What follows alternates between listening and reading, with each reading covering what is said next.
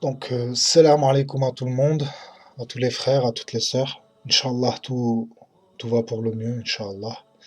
Donc, précédemment, on avait fait la vidéo sur Soufiani, et puis sur Shuaib ibn Salih. Puis bon, j'avais dit aussi que j'allais faire Raït El Soud, mais bon, en fait, voilà, Raït El Soud, il y a pas énormément de choses à dire là-dessus, mis à part ce que les frères, ils ont déjà dit. Donc, je vais pas répéter ce que les frères, ils ont déjà dit. Moi, j'essaie simplement de, de rajouter des éléments qui ont pu bon, que les frères ils ont pas pu peut-être qu'ils sont pas tombés dessus, on va dire. Donc mis à part le détail que Raït El Soud, ce sera un groupe de Moudjahidines qui auront des turbans blancs, astaghfirullah, pardonnez-moi, qui auront des turbans noirs et des habits blancs comme seul détail que moi je vois. Après le reste, c'est vraiment les frères, ils font un travail magnifique. Donc après le reste, je vais pas le répéter, c'est comment dire, c'est déjà connu. Donc précédemment, je vous avais dit aussi que j'allais faire justement la vidéo sur comment dire, sur les événements qui vont précéder le Soufiani. En fait, les signes du Soufiani. Et cette vidéo-là, je pense, hein, pour mon humble avis, c'est la vidéo la plus importante qu'il y aura dans le lot. C'est-à-dire qu'elle est plus importante que la vidéo sur le Soufiani, sur Raït El Soud, et bon, je dirais pas sur El Mehdi El Montadar, alayhim salam, mais c'est vraiment la vidéo que moi je vous invite à partager. Une fois que vous l'avez partagée, je vous invite à l'enregistrer et à le garder quelque part dans votre disque dur. Parce que en fait, les données que je vais vous, enfin les éléments que je vais vous donner, moi, c'est des éléments, comme je vous ai dit, que j'étais tombé dessus il y a 9, enfin, 8, entre 8 et 10 ans en arrière. Et puis après, ça a été enlevé de YouTube. Et je pense même que la chaîne, elle a été supprimée. Et puis, j'ai pas pu retomber sur ces éléments-là. La plupart des hadiths qu'ils étaient sur le travail que le frère il avait fait. Bon, je pense que c'est un frère qui était, je sais pas, hein, Allahu a'lam, sûrement il était au Cham, soit en Jordanie. En tout cas, il était dans un pays arabe, ça c'est clair. C'était sous-titré en français. Euh, voilà, donc je disais, voilà, les hadiths que le frère il mettait en avant par rapport au signe du Soufiani, c'était beaucoup de hadiths de Nuaym ibn Hammad. Donc moi, ce que je vais répéter là aujourd'hui, puisque le travail a été effacé de YouTube, euh, donc vous essayez de les vérifier dans Kitab al-Fitan de Nuaym ibn Hammad. J'ai essayé de regarder un peu dans Kitab al-Fitan wal Malahim de Qurtubi. Bon, je suis pas tombé sur ces hadiths-là, ni ces éléments-là. Donc, je pense que vous pourrez tomber dessus chez Nuaym ibn Hammad, Inch'Allah. Et comme j'ai dit, moi, je vous le dis, cette vidéo-là, c'est la plus importante. Pourquoi? C'est vraiment ces éléments-là qui vont faire la différence entre les Ansar et, et le reste, en fait. Et pourquoi je dis ça? Parce que si vous n'avez pas ces éléments-là, eh ben, moi, j'ai peur. J'ai peur que, que les gens qui sont sincères, qui veulent vraiment faire un pas vers le bien et je vais pas dire faire partie de l'histoire parce que c'est pas comment dire, c'est pas un jeu, hein, on joue pas, hein, mais qui ont un certain penchant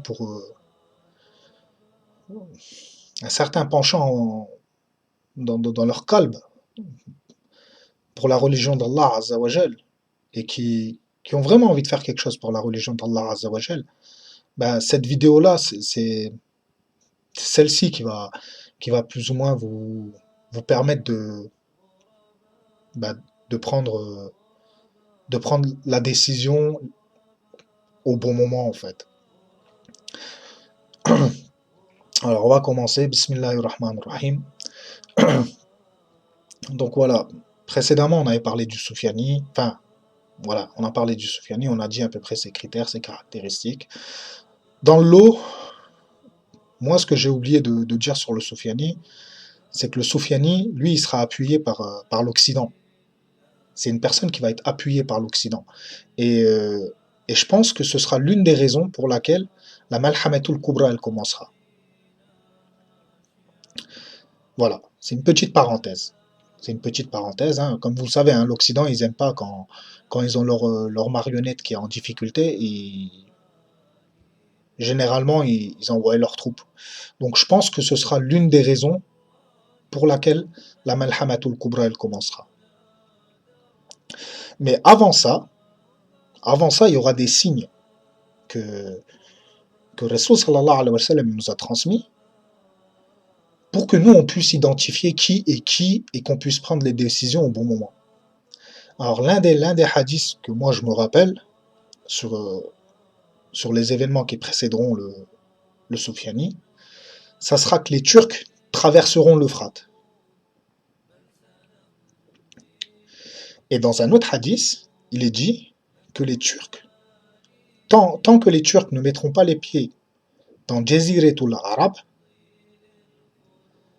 eh ben alors le Soufiani ne sortira pas. Alors Jaziratul Arab, c'est où? Alors il y en a certains, ils disent ouais c'est l'Arabie Saoudite, ceci, cela.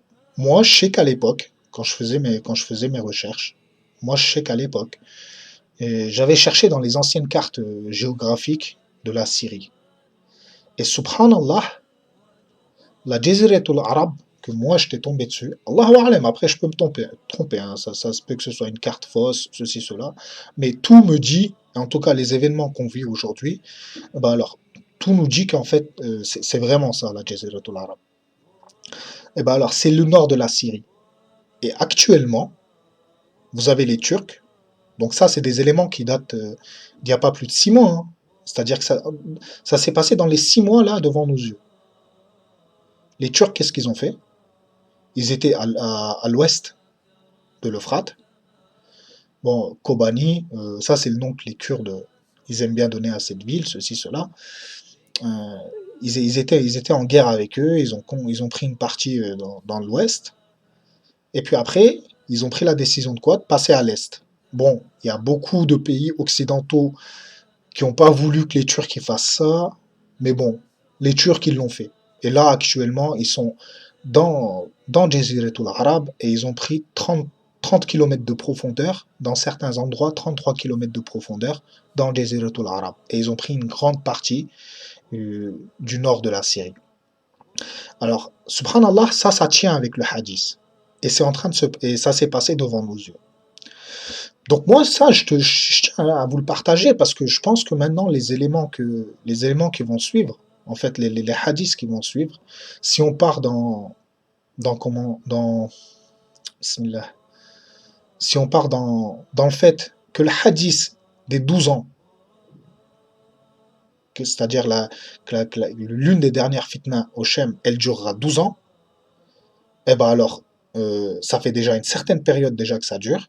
Et puis les Turcs, vu qu'ils viennent de mettre les pieds dans le nord de la Syrie, ça veut dire que petit à petit, maintenant, on va rentrer dans les signes du Soufiani. Et ça, le fait que les Turcs ils rentrent à l'est de l'Euphrate, ça c'est un signe du Soufiani. Mais c'est pas le seul. C'est pas le seul.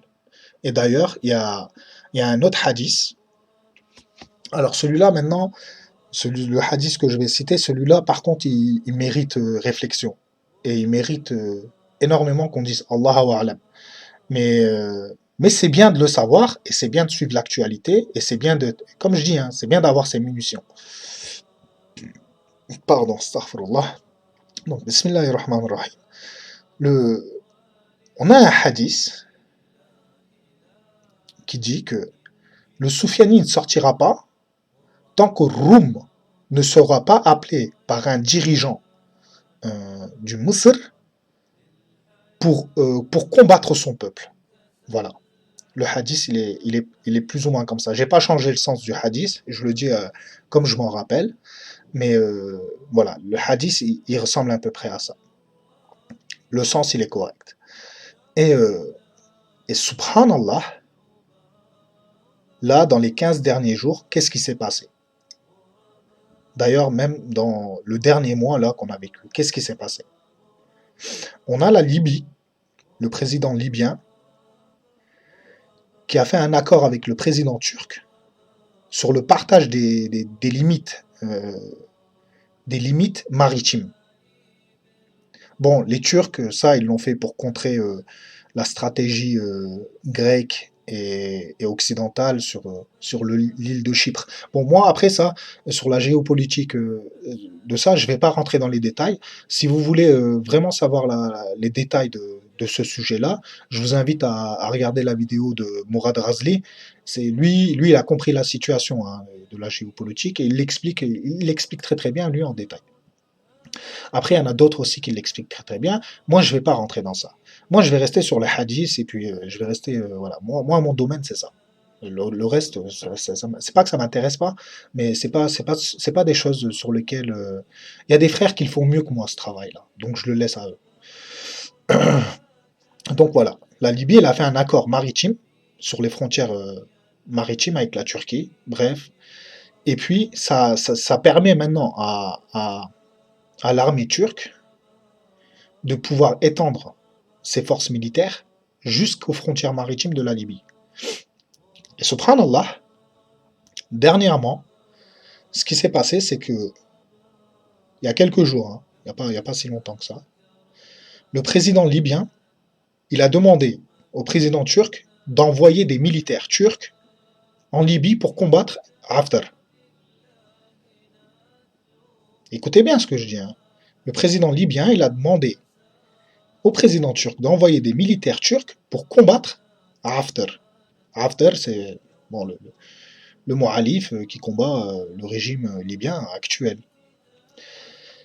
Alors, est-ce que ça se pourrait que ce hadith il corresponde à ça? Est-ce que ça se pourrait? Allahu a'lam, parce que dans le hadith, il dit qu'un dirigeant de Misr, bon après vous allez me dire, ouais, mais dans le hadith on dit l'Égypte, mais la Libye c'est quoi? Alors moi les frontières, ça explique quoi? Moi ils m'intéressent pas. Hein. Les frontières ça explique quoi? C'est pas, nous on connaît pas c'est quoi ça. Ça a été fait par l'Occident pour nous diviser, mais nous, on ne connaît pas ça, nous on ne le reconnaît pas. Alors eux, ils l'ont sur la carte géographique autant qu'ils veulent. La Libye, ils l'appellent autant qu'ils veulent, ils l'appellent la Libye, mais la Libye, elle fait partie du Grand Égypte. On peut dire ce qu'on veut, la Libye, elle fera toujours partie du Grand Égypte. Alors on avait un autre hadith. Je ne sais pas si vous vous en rappelez de celui-là ou si vous êtes tombé sur celui-là. Rasul sallallahu alayhi wa sallam, il avait dit le peuple d'Irak et le peuple de Mousr tueront leurs dirigeants. Est-ce que ça s'est passé? Saddam Hussein, il a été tué. Par qui? Par son peuple. Plus ou moins. On peut prendre entre parenthèses, plus ou moins, il a été tué par son peuple. Mais Kadhafi, il a été tué directement par le peuple. Et subhanallah, le hadith, il va dans le sens, hein, c'est-à-dire en premier le dirigeant d'Irak et après le dirigeant d'Égypte. Enfin, d'Égypte, de Mousser, quoi. Et comme on a dit, si on prend que la Libye fait partie du Grand Égypte, et ben alors Kadhafi, c'était un dirigeant de Mousser aussi. Vous voyez ce que je veux dire? Elle a été lynchée par son peuple. Bon, son peuple, entre parenthèses, hein, les marionnettes de l'Occident, bien sûr. Bismillah, fil awali wa fil ahri. Donc, on a un hadith qui nous dit que un dirigeant de Misr va faire appel aux Roms pour qu'ils viennent combattre son peuple. Maintenant, vous allez me dire, oui, mais les Turcs, est-ce qu'ils font partie de Rum? Alors, si on prend en compte la position géologique de Rum, alors si Rum, c'est comment dire, constantinien, l'ex-empire byzantin, ceci, cela, oui, Rum fait partie de, les Turcs font partie de Rum. Mais si c'est pas le cas, Allahu a'lam, si c'est pas le cas, et puis Roum c'est l'Occident, alors il y a une autre, comment dire, une autre possibilité. Il se peut que Haftar, vu que lui il est soutenu par, comment dire, par Macron et toute la clique de vampires, bah, il se peut que Haftar fasse appel à l'Occident pour combattre lui aussi son peuple. C'est pareil. Allahu a'lam. On verra, on va voir très bientôt ce qui se passera de toute façon. On verra très bientôt. Il se peut aussi que ce soit pas ça. Mais moi, pourquoi je cite ça? Parce que après ce signe-là, il y aura encore un autre signe. Et ce sera quoi? Ce signe, le prochain signe, astaghfirullah, pardonnez-moi, bismillah, le prochain signe, après que le dirigeant de Misr appelle Roum pour combattre son peuple, ce sera qu'une étoile traverse le ciel et que tous les gens aient les yeux focalisés sur cette étoile, et cette étoile, sa trajectoire sera d'ouest en est. Alors certains, comme Sheikh El-Maghribi, il fait un travail magnifique aussi, moi je lui passe le salam, hein, s'il y a des frères qui ont comment dire, la possibilité de passer le salam de ma part, qu'il lui passe. Après, moi je partage mes avis à moi, et c'est bien d'avoir plusieurs avis. Si, juste après ça, vous avez une étoile qui passe dans le ciel d'ouest en est, eh ben alors c'est que le signe précédent c'était celui-là. Ça va. L'étoile en fait validera le signe précédent l'étoile. Voilà, le signe précédent l'étoile. Voilà, c'est exactement ça. Alors, Allahu a'lam. Maintenant, vous allez me dire, ouais, mais. Enfin, certains vont me dire, ouais, mais même dans la chronologie, ça tient pas le coup. C'est-à-dire que la fitna de 12 ans, elle n'est pas terminée, et, et- il faut qu'elle se termine pour passer à la fitna du Soufiani. Ben, c'est une vision de voir, c'est une façon de voir la chose. Après, moi, ma façon de voir la chose, si vraiment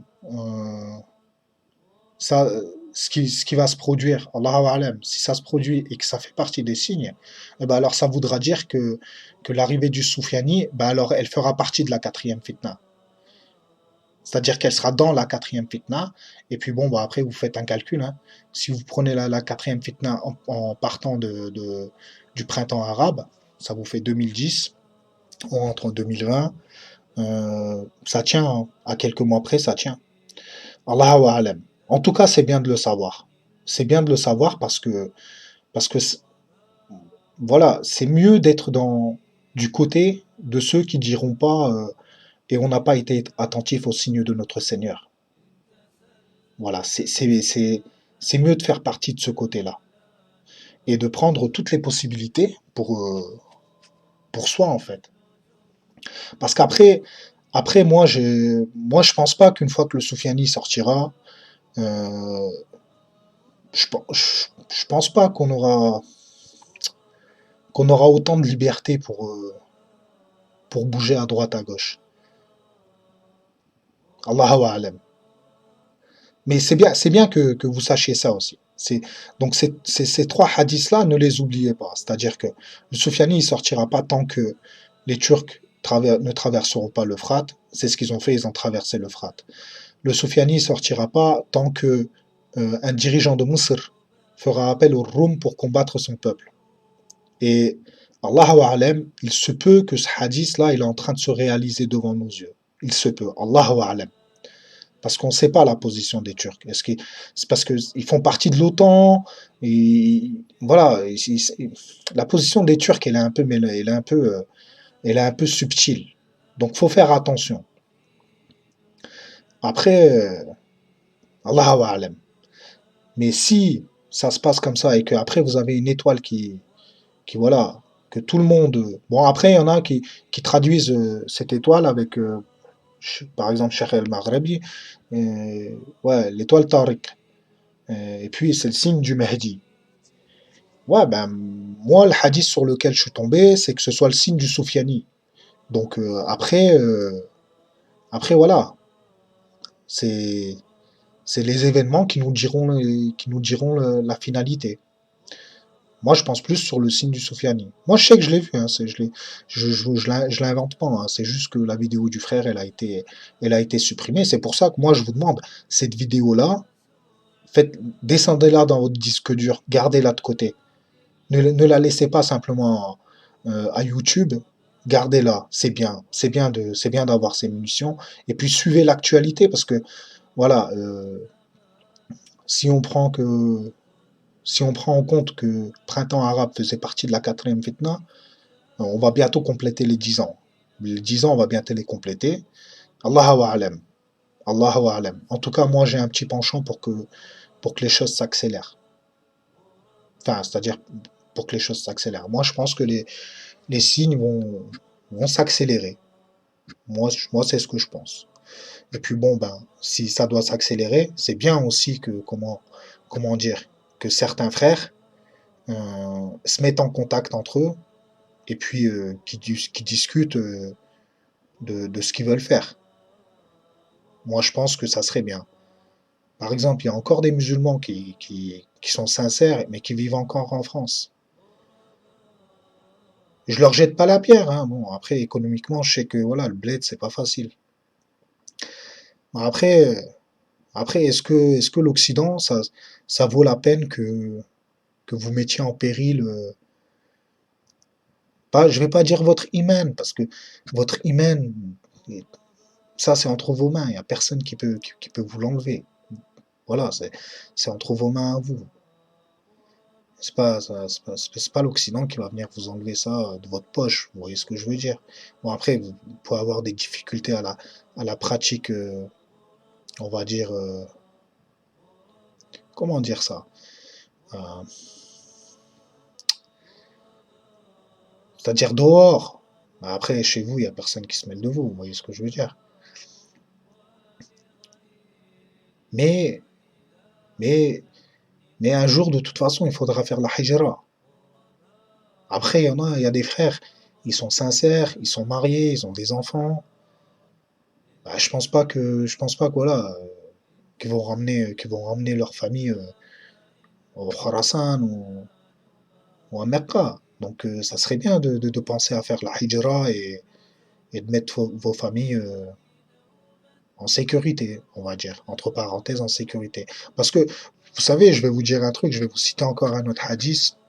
Vous savez, la Malhamatul Kubra, elle va durer 6 ans. Naam. Ça, c'est vrai, elle va durer 6 ans, la Malhamatul Kubra. Mais la finalité de la Malhamatul Kubra, c'est-à-dire là où on va voir, vous savez, là où on va voir, c'est-à-dire qui va gagner, ça va durer 4 jours. C'est un hadith, hein. Rasul sallallahu alayhi wa sallam, il le dit, c'est-à-dire que la toute dernière bataille entre les kuffars et les musulmans, elle va durer 4 jours. Elle va pas durer 6 ans, elle va durer 4 jours. Le premier jour, les musulmans, ils vont envoyer leurs troupes. Ça, c'est-à-dire, le premier jour, déjà, vous allez avoir un tiers, ils vont quitter les champs de bataille. Rabbi subhanahu wa ta'ala, il va jamais accepter leur tauba. Jamais il va accepter leur tauba. Et puis ceux qui vont rester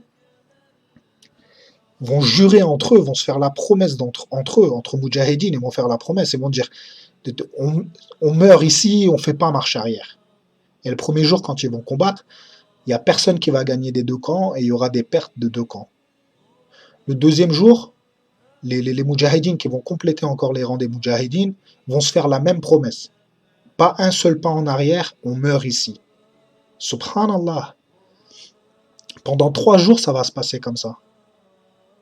Le quatrième jour, toutes les troupes musulmanes vont rentrer, dans le combat et ils vont aller avec une détermination. Rasul sallallahu alayhi wa sallam, il dit on n'aura jamais vu une détermination pareille dans un champ de bataille, tellement elle sera grande la détermination. Les gens, les générations qui vont suivre, en parleront de cette guerre-là. Et Rasul sallallahu alayhi wa sallam, il dit quoi en parlant de la Malhamat al-Kubra, c'est-à-dire les 4 derniers jours, les shahids qui vont tomber là-bas. Le Rasul sallallahu alayhi wa sallam, il dit ce seront les meilleurs shahids de toute l'histoire. Même leur ajr, il sera même plus grand que certains des Sahaba. Vous imaginez? Vous savez, il y a des frères, comment dire, je jette pas la pierre sur eux. Après, vous avez des frères, ils font des vidéos, je donne pas de nom, ça m'intéresse, ça m'intéresse pas de donner des noms. Mais ils font des vidéos et puis après, vous savez, avec des volontés, de la volonté malsaine. Je sais pas, Wallahi, je vous assure, vous savez quoi, moi j'ai jamais fait de vidéo hein, depuis. Si vous regardez, j'ai jamais ouvert de page truc pour faire des vidéos. Mais là, je me suis senti obligé de faire des vidéos. Vous savez pourquoi? Vraiment pour que vous soyez conscient de l'époque dans laquelle vous vivez et des signes que vous êtes en train de vivre devant vos yeux et que vous puissiez prendre les bonnes décisions. Wallahi, moi, je fais partie d'une génération, j'ai vu comment dire, j'ai vu les musulmans se faire massacrer en Irak, j'ai vu les musulmans se faire massacrer en Afghanistan, on voit les musulmans de nos jours se faire massacrer au Yémen. Wallahi, moi, ça me ferait de la peine de voir encore des musulmans se faire massacrer en Occident. Parce qu'il y a un hadith comme ça. Vous savez, une fois que la Malhamat al-Kubra elle va être finie, quand les koufars ils vont voir qu'ils ont pas gagné contre les musulmans aux terres de Shem, ils vont se venger sur les musulmans qui vivent sur leur terre. Et ça, c'est un hadith que Anwar al-Awliki l'avait dit, rahimahullah, avant de mourir. C'est un hadith qu'il avait répété que j'avais vérifié. Et c'est vrai, ça correspond à ça correspond à leur caractère de vampire. Donc voilà les frères, moi la cause pourquoi je fais les vidéos, c'est vraiment pour que, voilà, soyez conscients de ce que vous vivez. Après, il y a des frères euh, qui désespèrent dans le djinn, dans l'iman. Pourquoi? Parce que ils font des péchés et puis ils se disent que voilà, ça sert à rien comment dire, de faire un pas dans le djinn alors que je fais des péchés. Moi je leur dis non, ne faites pas ça les frères. Allah, Ghafour Rahim. Ghafour Rahim. C'est lui le pardonneur. Il peut tout vous pardonner. Il n'y a pas un péché qu'il ne peut pas vous pardonner, sauf le shirk. Le shirk, il ne pardonnera pas. Mais tout le reste de vos péchés, Wallahi que Rabbil Arsh al-Azim, il a le pouvoir de tous les pardonner. Juste soyez sincères. Et puis repentez-vous à chaque fois. Repentez-vous et ne désespérez pas.